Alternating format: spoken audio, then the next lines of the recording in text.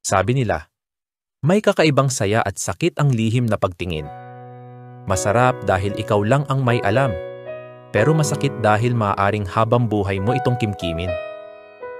Ngunit paano kung ang akala mong isang lihim ay matagal na palang nalalaman ng taong iniibig mo?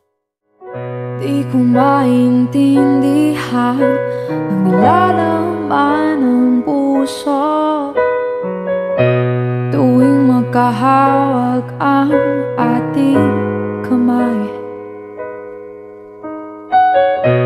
Pinapanalangin lagi tayong magkasama.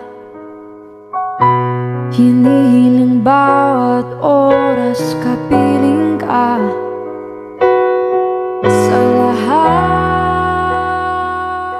Sa loob ng maalikabok at tahimik na silid na aklatan ng kanilang paaralan, palaging naroon si Miguel, tahimik na nakaupo sa isang sulok, kunway abala sa pagbabasa, ngunit sa totoo'y lihim na sinusulyapan si Andrea.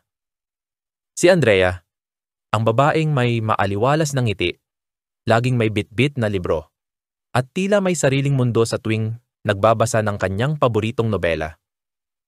Hindi niya alam kung kailan nagsimula ang lahat.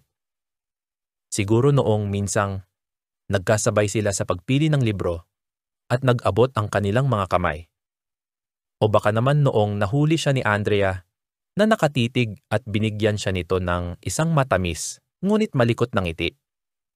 Ngunit sa kabila ng lahat ng pagkakataong iyon, hindi kailanman nagkaroon ng lakas ng loob si Miguel upang ipahayag ang kanyang nararamdaman.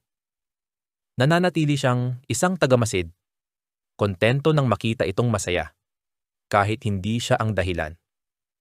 Hanggang isang araw, habang nagbabasa siya ng isang lumang libro sa sulok ng aklatan, may isang maliit na papel na nalaglag mula sa pagitan ng mga pahina. May nakasulat, "Alam ko." Napamulagat siya, napatingin sa paligid, at doon niya nasilayan si Andrea. Nakangiti, may hawak ding isang papel, at sa unang pagkakataon, siya naman ang unang tumingin ng may lihim na kahulugan. Dahan-dahan niyang binuksan ang papel na hawak ni Andrea at halos mahulog ang libro sa kanyang kamay nang mabasa niya ang nakasulat. "Matagal na kitang hinihintay na umamin. Huwag kang mag-aalala. Ako rin." Biglang bumilis ang tibok ng puso ni Miguel. Ang akala niyang isang lihim na pagtingin ay isang matagal ng lihim na pag-aamin. Pagpatak ng bawat oras ay ikaw ang iniisip-isip ko. Hindi ko mahinto, pintig ng puso, ikaw ang pinangarap-ngarap ko.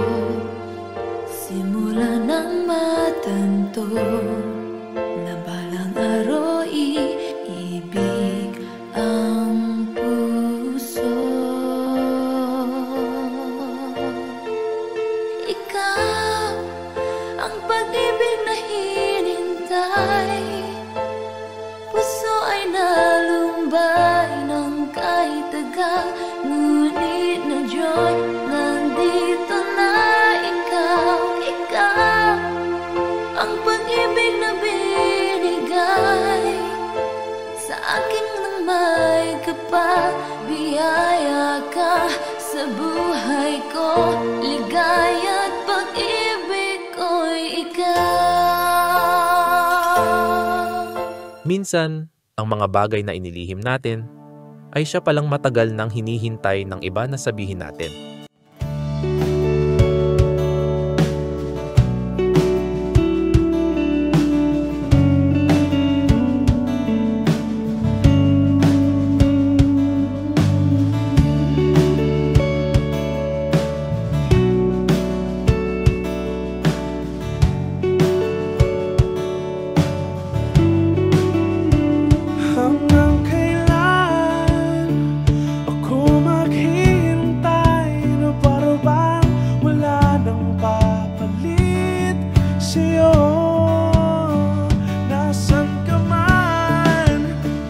Sigaw ng puso ko'y ikaw.